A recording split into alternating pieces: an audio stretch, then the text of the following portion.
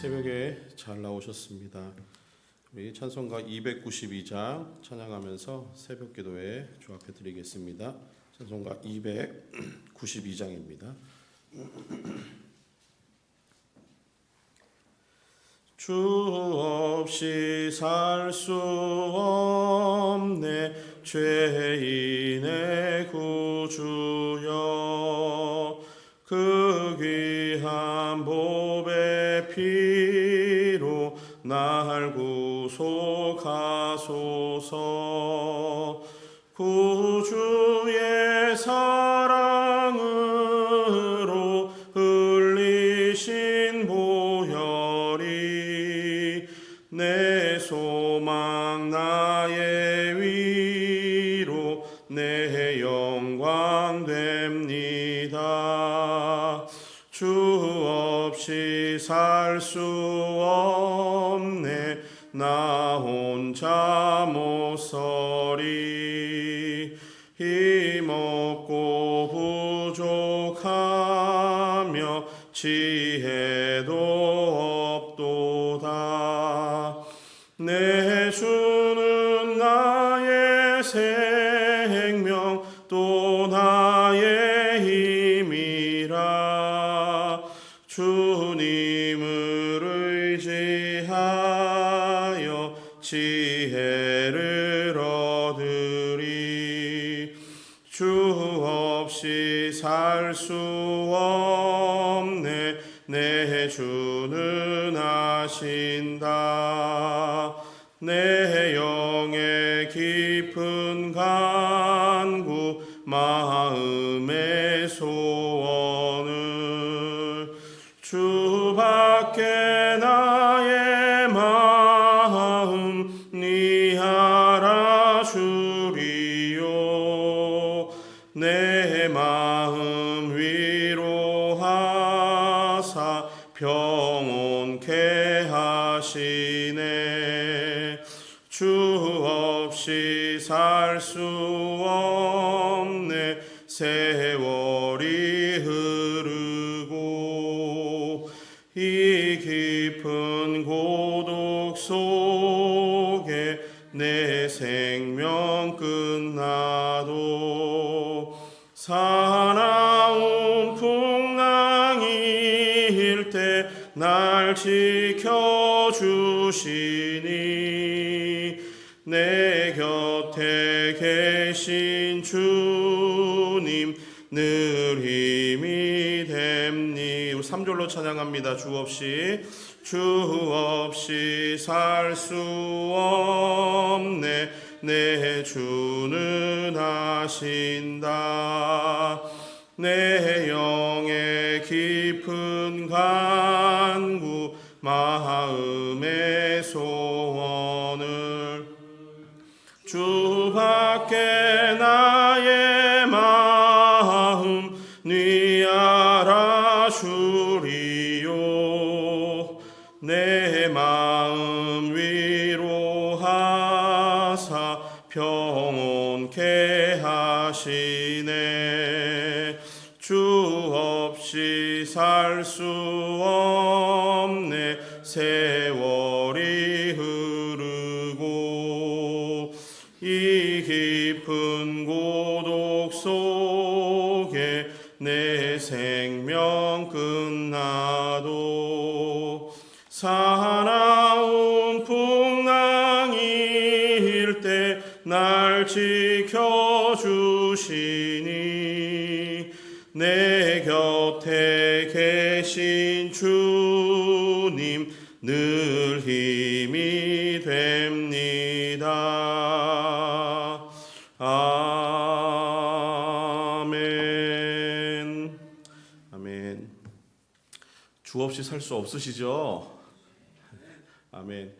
우리 시간 같이 기도하기를 원합니다. 우리 부름 3절 4절 찬양의 가사를 보니까 주님이 우리의 마음을 아신대요. 우리의 영적인 깊은 간구도 아시고 마음의 소원도 아십니다. 그래서 주밖에 없는 것 같습니다. 이 시간 기도하실 때 주님 우리의 마음을 이해하시고 우리의 마음에 공감하시고 우리와 함께 하시며 우리의 모든 삶의 형편을 헤아리시는 주님 참 감사합니다. 우리의 삶 역시 주님의 마음으로 주님이 주시는 은혜로 살아갈 수 있기를 간절히 소망합니다. 그 마음으로 기도하시고 또 한 번 기도하실 때는 특별히 오늘은 연약한 지체들을 위해서 마음의 어떤 고통과 육체의 고통 가운데 있는 지체들에게 주님의 평강과 소망이 있기를 위해서 우리 같이 한번 기도하도록 하겠습니다. 사랑하는 하나님 아버지, 은혜를 감사합니다. 하나님, 우리가 이 땅을 살아가며 하나님 겪게 되는 여러 가지 일들 앞에서도 주님이 우리와 함께 하심을 경험하며 주님이 우리와 함께 하심으로 인해서 우리가 그 모든 일들을 넉넉히 이기며 살아가게 되는 줄 믿습니다. 하나님 아버지, 우리의 살아가는 이 삶이 늘 주님이 기뻐하시는 그런 삶들이 되기를 소망하오나 아버지 하나님, 우리의 마음과 우리의 생각과 우리의 영적인 상태들이 각각 다르사 아버지 하나님 그 삶을 살지 못하는 순간도 있음을 깨닫습니다. 아버지 하나님, 내 마음을 아시는 주님, 아버지 내 마음의 고뇌와 고통을 아시는 주님, 아버지 우리의 삶의 모든 마음의 소망을 아시는 주님, 아버지 주밖에 없음을 고백하오니 하나님, 이 삶 가운데도 하나님의 은혜를 덧입히시고 하나님, 우리의 삶 가운데 늘 주님을 더욱더 알아갈 수 있는 믿음을 허락하여 주시옵소서. 아버지, 이 시간 간과 없게는 우리 또 여러 지체들, 연약한 지체들을 위해서 기도하기를 소망합니다. 하나님, 마음에 또 육신 질병으로 인해서, 정신적인 문제로 인해서, 감성적인 문제로 인해서 아버지 하나님, 주님을 찾지 못하는 안타까운 우리 지체들에게 하나님께서 은혜와 평강을 더하여 주시옵소서. 하나님, 그들의 삶에도 주밖에 소망이 없음을 깨닫게 하여 주시고 하나님, 그 긴 아버지 하나님 고통의 시간들을 통해서 말씀하신 하나님의 은혜를 만날 수 있도록 은혜를 베풀어 주시며 아버지 하나님, 그 시간들을 통해서 하나님의 뜻을 밝히 알고 하나님을 더욱더 의지할 수 있는 믿음들 더하여 주시기를 소망합니다. 아버지 하나님, 그 입술로 부르짖는 모든 시간들, 모든 소망들의 소원들을 주께서 들으시고 응답하여 주시며 아버지 하나님, 마음의 소망을 해결하시는 하나님의 능력과 은혜를 경험할 수 있도록 우리 연약한 지체들을 붙들어 주시기를 소망합니다. 하나님, 그들 마음 가운데도 소망이 생기게 하여 주시고 하나님, 주님 붙들고 의지하고 일어날 수 있는 힘을 더하여 주시기를 원합니다. 아버지 하나님이 사람이 행할 수 없는 그 모든 일들을 하나님이 행하실 줄 믿사오니 하나님의 넉넉한 은혜를 그들에게 허락하여 주시고 하나님의 평강을 더하여 주시옵소서. 자비로우신 하나님, 오늘도 이 시간 우리의 모든 심령들을 또 깨워주시고 주 앞에 달려나와 이 새벽에 하나님을 예배하며 기도하는 시간 허락하여 주시니 감사를 드립니다. 하나님, 주밖에 우리의 삶에 그 무엇도 소망이 아님을 깨닫고 주님만 붙들고 살아가는 삶들이 되기를 원합니다. 하나님, 어떠한 환경과 어떠한 상황과 또 내 삶에 닥치는 고난과 역경 가운데서도 주님만 의지하고 바라보게 하여 주시옵소서. 그것이 우리 삶에 주신 하나님의 소망임을 깨닫고 그 소망을 붙들 수 있는 믿음 허락하여 주시옵소서. 특별히 우리 연약한 지체들 기억하여 주시고 여러 가지 상태와 문제와 또 질병으로 인해서 또 여러 가지 어려움으로 인해서 하나님 기도하고 간구하는 그 모든 마음의 소망들을 하나님 들으시며 그 마음의 평강의 은혜를 더하여 주시고 주님 낫는다는 소망을 더하여 주시며 하나님 회복의 은혜를 통해서 우리가 함께 예배할 수 있는 귀한 꿈을 꿀 수 있도록 주님 그들을 붙드시고 인도하여 주시옵소서. 오늘도 하나님 말씀을 대한 우리 모두에게 하나님 넘치는 은혜와 하나님을 알아가는 지혜를 더하여 주셔서 그것을 붙들고 오늘 살아갈 수 있는 힘을 허락하여 주시옵소서. 감사하오며 예수님의 이름으로 기도합니다. 아멘. 오늘 우리 함께 보실 하나님 말씀은 열왕기상 9장 1절에서 9절의 말씀입니다.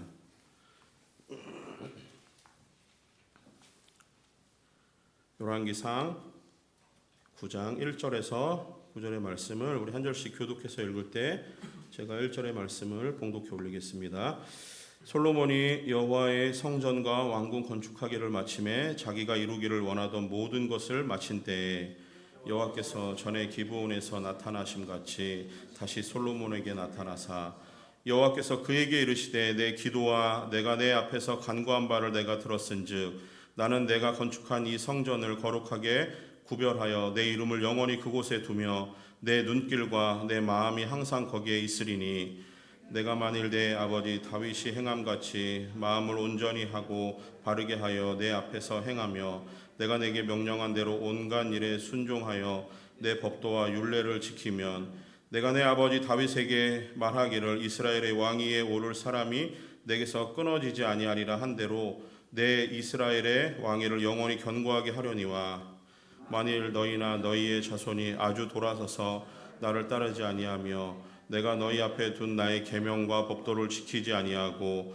가서 다른 신을 섬겨 그것을 경배하면 내가 이스라엘을 내가 그들에게 준 땅에서 끊어버릴 것이요 내 이름을 위하여 내가 거룩하게 구별한 이 성전이라도 내 앞에서 던져버리리니 이스라엘은 모든 민족 가운데에서 속담거리와 이야기거리가 될 것이며 이 성전이 높을지라도 지나가는 자마다 놀라며 비웃어 이르되 여호와께서 무슨 까닭으로 이 땅과 이 성전에 이같이 행하셨는고 하면 함께 읽습니다. 대답하기를 그들이 그들의 조상들을 애굽 땅에서 인도하여 내신 그들의 하나님 여호와를 버리고 다른 신을 따라가서 그를 경배하며 섬김으로 여호와께서 이 모든 재앙을 그들에게 내리심이라 하리라 하셨더라. 아멘. 어제 나눈 그 8장 말씀에 이제 성전 봉헌식이 이제 끝나고 나서 그 제일 마지막 부분에 보시면 백성들이 그 성전 봉헌식에 참석했던 백성들의 반응이 잠깐 나오는데요. 그 반응이 그들이 즐거운 마음으로 돌아가는 모습들을 기록을 하고 있습니다. 자, 그런데 온 이스라엘 백성들이 하나님이 베푸신 은혜 앞에 기뻐하며 감사하며 즐거운 마음으로 이제 돌아갔는데 오늘 본문의 시작은 그 다음에 이제 벌어지는 일 같아요. 솔로몬이 여호와의 성전과 그 왕궁을 건축하기를 마친 그 시점에 내용을 기록하고 있습니다. 그 오늘 읽으셔서 알겠지만 하나님이 두 번째로 솔로몬에게 나타나시는 장면이죠. 그래서 그냥 표면적으로 보면은 성전 봉헌식 가운데 솔로몬이 드렸던 기도의 내용이 있고 성전 봉헌식에 있었던 희생 제사가 있었어요. 그것에 대해서 하나님이 그 솔로몬의 기도에 대한 응답의 모습으로 나타나시는 것으로도 볼 수 있고요. 그리고 조금 더 넓은 이 거국적인 시점에서 봤을 때는 이 솔로몬이 어떤 치세 기간뿐만이 아니라 더 넓게는 이 하나님이 이스라엘의 역사의 그 어떤 거대한 흐름 가운데 하나님이 지금 나타나셔서 그 흐름의 방향을 알려주시는 부분으로도 볼 수 있는 본문입니다.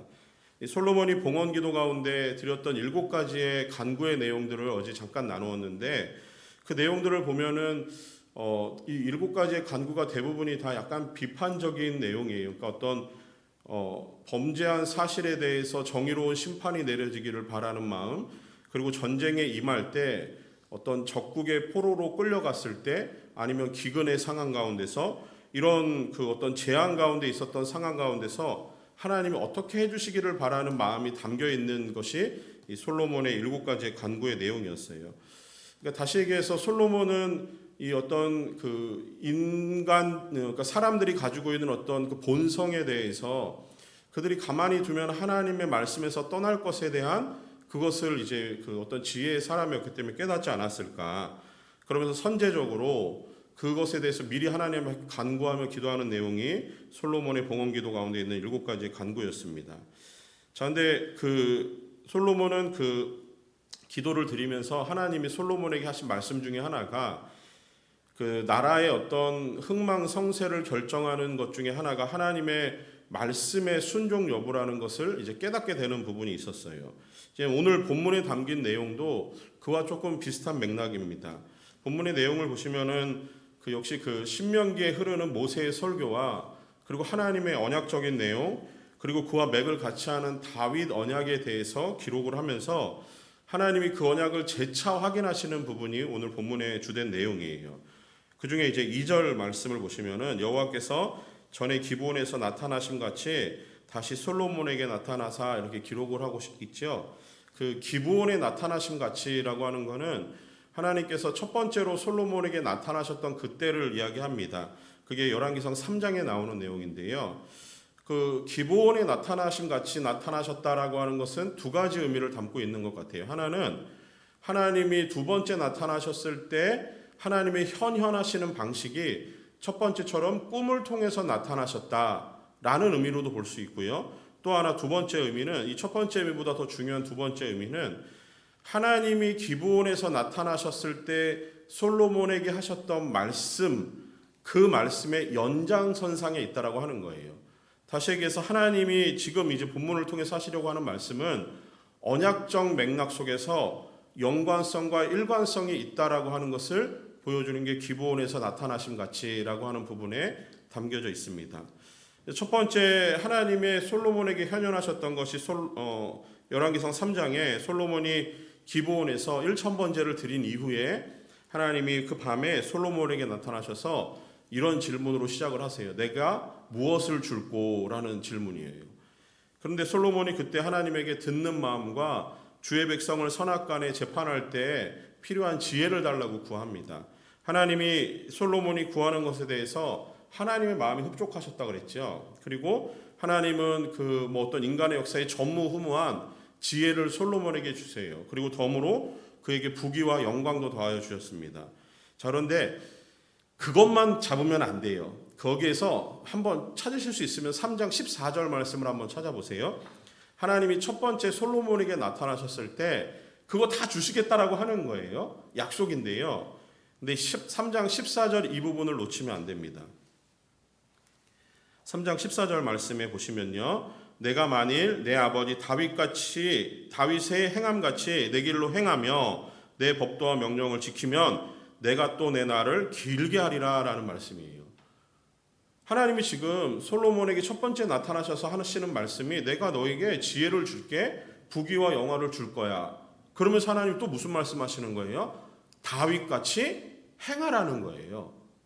다윗같이 행하라는 거예요. 이 말씀을 주시면서 하나님은 이 솔로몬이 이제 치세 기간이 시작되고 나서 한 20여 년 동안은 성전과 왕궁 건축을 계속했거든요.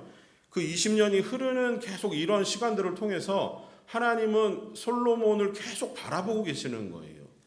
솔로몬이 어떤 생각을 가지고 어떤 마음으로 살아가고 있는지 하나님이 보시는 거예요. 그리고 이제 한 20년이 지난 이 시점에서 하나님이 나타나셔서 솔로몬에게 이 말씀을, 오늘의 본문의 말씀을 하는 거죠. 그러면 하나님이 20년이 지난 이 시간 동안 솔로몬은 어떤 마음으로 성전을 건축하는 것인가, 솔로몬이 어떤 마음으로 그의 왕궁을 짓고 있는 것인가, 하나님이 그거 보시는 거예요. 그러면서 솔로몬의 치세 기간에 길이 남을 만한 이 중대하고 위대한 업적 앞에서 하나님이 지금 말씀하시는 겁니다. 근데 이게 시기가 딱 적절해요. 어떤 거냐면은 보통 사람들이 자신이 해오던 일, 자신이 해야 하는 일이 마치게 되면은 그 일에 대한 평가가 내려지기 시작합니다. 근데 해오던 일이 크고 중요하고 위대한 업적이면 업적일수록 이 사람들의 평가 또한 민감하게 나타나죠. 근데 그것이 잘 진행이 되고 계획대로 잘 되어지면은 그걸 한 사람의 입장에서는 뿌듯한 성취감이 느껴지지 않겠습니까? 이 솔로몬이 성전 건축과 왕궁 건축에 대해서 끝나고 났을 때 거대한 이 성전 봉헌식을 드리는 장면만 놓고 보더라도 그의 마음에 흡족함이 있는 거예요. 그렇게 떠들썩하게 북적북적 거리던 사람들이 사라지고 수많은 인파들이 돌아간 이후에 조용히 이제 하나님이 나타나시는 거예요. 그러면서 솔로몬이 했던 지난날 20년간의 그의 치적에 대해서 하나님이 이런 말씀을 하시는 것, 곧 하나님의 평가가 아닌가라는 생각이 듭니다. 하나님이 나타나셔서 하시는 말씀을 우리가 좀 귀 기울여 들어봐야 될 것 같아요. 3절 말씀해 보시면요. 내 기도와 내가 내 앞에서 간구한 바를 내가 들었은즉, 다시 얘기해서 성전 봉헌식에서 솔로몬이 했던 기도, 그가 지난 20년간 하나님 앞에 살았던 모든 살면서 했던 기도, 하나님이 그거를 들으시고 그것에 대해서 말씀하시는 것이라고 표현을 합니다. 자, 그런데 거기에 보니까 하나님은 솔로몬의 성전을 거룩하게 구별하신다라고 해요. 그리고 그곳에 하나님의 이름을 영원히 두겠다라고 하십니다. 뿐만이 아니라 하나님의 눈길과 하나님의 마음을 거기에 두시겠다라고 말씀을 하세요. 그러니까 하나님이 솔로몬이 지은 성전을 이렇게 바라보시면서 하나님이 그곳에 영광을 두시겠다, 내 이름을 거기에 두겠다, 내 마음과 눈길이 항상 거기에 있을 것이다 라는 말씀을 하시는 거예요. 얼핏 딱 보면은 솔로몬에게 성전 건축 참 잘했다, 너가 한 일이 참 괜찮다라는 하나님의 칭찬처럼 들려요. 하나님도 이것만 보면은 그 마음의 흡족함이 느껴지는 부분입니다. 자, 그런데 4절 이후에 나오는 말씀이 실제로는 하나님이 하시고자 하는 중대한 말씀입니다. 하나님의 말씀은 성전에 대한 칭찬, 그 다음에 이제 칭찬이 이어졌다면은 그러면 내가 이 성전에서 어떤 일을 해야겠다, 역할과 용도와 쓰임에 대해서 이야기하는 게 맞는 것 같은데, 하나님은 성전에 대한 역할과 용도에 대한 이야기를 하지 않고 솔로몬에 대한 이야기를 하고 계세요. 하나님은 하나님의 말씀에 성실히 순종하는 이행 여부를 보시겠다라고 하는 거예요. 이게 오늘 제가 여러분과 나누고 싶은 말씀의 요지입니다. 4절 5절 말씀해 보시니까 하나님은 재차 다윗 언약을 언급을 하세요. 다윗처럼 하나님의 말씀에 순종하면 그 왕위를 영원히 견고하게 하시겠다라고 하는 거예요. 그리고 6절에서 9절의 말씀에서는 모세의 언약을 다시 한번 말씀하시는 거예요. 그러면서 하나님의 말씀의 불순종은 하나님을 버리는 것이고 하나님을 버리면 하나님도 그들을 버리신다라고 하는 얘기가 말씀의 요지예요. 이방 나라들의 속담거리가 되게 하고 이야기거리가 되게 하는 것, 그들이 말씀에 순종하느냐 순종하지 않느냐의 여부에 달렸다라고 하는 겁니다. 심지어 7절 중간에 보시면은 내 이름을 위하여 내가 거룩하게 구별한 이 성전이라도 내 앞에서 던져버리시겠대요. 8절에 보니까 이 성전이 높을지라도 지나가는 자마다 그것을 바라보며 비웃음거리가 되게 하시겠다라는 게 하나님의 말씀이에요. 하나님은 이 부분만 놓고 보면은 앞에 부분, 뒤에 부분 같이 놓고 봤을 때도 하나님은 화려하고 멋지고 웅장한 그런 건물이 필요한 것이 아니라는 겁니다. 하나님은 하나님의 말씀에 순종하는 그 사람이 필요한 거예요. 하나님의 말씀에 순종하는 그 사람, 그게 하나님이 보시는 사람이라고 하는 거예요. 하나님의 이름과 영광과 임재는 시간과 장소, 외형적인 멋스러움에 있지 않습니다. 하나님의 눈길과 마음은 화려하게 꾸며진 무대에 하나님의 그리고 또 넘쳐나는 재물에 하나님의 눈길과 마음이 있는 게 아니에요. 오직 하나님은 사람에게 관심이 있으세요. 하나님의 마음은 성도에게 있습니다. 하나님의 말씀에 귀를 기울이며 그 말씀을 가슴에 새기고 그리고 그 말씀으로 살아가려고 몸부림치는 그 성도에게 하나님의 눈길과 하나님의 마음이 있는 거예요. 그렇게 해서 놓고 보면 오늘 3절 말씀을 다시 한번 쭉 보세요. 이렇게도 적용이 돼요. 하나님은 예수 그리스도를 믿음으로 구원받은 성도를 바라보시면서 하나님의 말씀에 대한 진지함과 솔직함으로 그 말씀을 대하고 그 말씀을 따라 살아내려고 몸부림치는 한 명의 성도에게 하나님의 이름을 걸고 하나님의 영광을 두시며 하나님의 눈길과 마음을 그에게 항상 있게 하시겠다라는 거죠. 하나님의 말씀에 순종하려고 몸부림치는 성도에게 하나님이 하나님의 그 위대한 이름을 거셨습니다. 어느 건물을 가서 보면은 아니면 어떤 스토어에 들어가기 전에 보면은 지금 이 장소가 무엇인지를 나타내는 간판들이 다 걸려 있잖아요. 그 이름만 보면은 여기가 이런 곳이구나 얼추 알 수 있어요. 그런 것 같아요. 하나님이 성도 한 명 한 명을 바라보시면서 거기에 하나님의 이름을 거셨대요. 하나님은 온 우주 만물의 통치자이세요. 그리고 하나님은 그것을 영원 전부터 영원까지 지키시고 보존하시고 통치하시는 능력이 하나님이십니다. 그 하나님의 이름이 하나님을 사랑하는 성도, 말씀에 순종하는 성도에게 걸려 있는 거예요. 우주의 먼지보다 보잘것없는 작은 삶에 하나님의 위대하신 이름을 걸어 놓으셨습니다. 우리의 스치는 생각 하나하나, 우리의 입술을 통해서 울리는 소리 하나하나, 우리의 손과 발이 움직여지는 움직임 하나하나가 하나님의 이름이 걸려있는 일들이에요. 여러분 한번 예수님을 한번 생각해 보세요.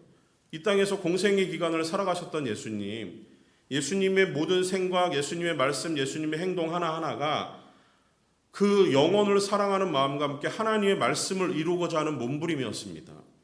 심지어 예수님이 십자가를 앞에 두고 예수님은 내적인 고뇌와 함께 그리고 그 두려움 때문에 하나님 앞에 기도하셨어요. 그리고 하나님의 뜻을 물으며 십자가를 피하기를 원하셨습니다. 그러나 예수님은 끝내 하나님의 말씀에 몸부림치는 마음으로 순종의 길로 나가신 거예요. 마찬가지예요. 성도의 삶이 그러한 삶이 되어야 합니다. 요즘 사람들을 욜로라는 얘기 들어보셨잖아요. 이 욜로라는 얘기가 내 인생 한 번뿐이다라는 거예요. 그러니까 내 인생 한 번뿐인 인생 즐기며 내가 원하는 것을 하면서 살아가겠다라고 하는 거예요.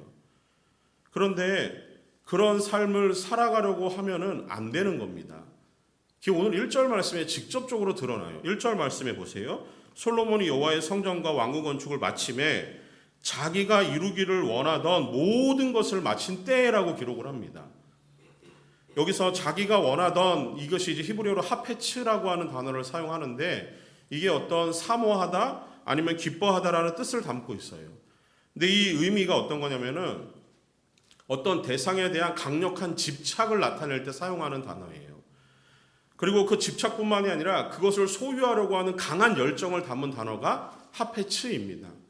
그렇게 놓고 보니까 약간 좀 긍정적인 의미로 솔로몬의 성전 건축과 왕궁의 건축을 바라보면은 솔로몬이 거기에 얼마나 열정을 쏟았는지, 온 정성을 다했는지가 보여지는 장면이에요. 자, 그런데 이 오늘 전체적인 본문의 내용과 관련해서 생각해 봤을 때 솔로몬은 그러한 열정을 가지고 건물을 짓는데 그의 마음을 쏟은 거예요. 그가 짓는 것은 자신이 한 업적을 드러내기 위함에 있었다라고 하는 겁니다. 자신이 원하는 것을 이룬 거예요. 마치 욜로처럼 자신의 삶의 한 번뿐인 인생을 자기가 하고 싶은 일에 걸은 겁니다. 그러다 보니까 거기에 하나님의 말씀과 하나님의 뜻이 가리워지는 거예요.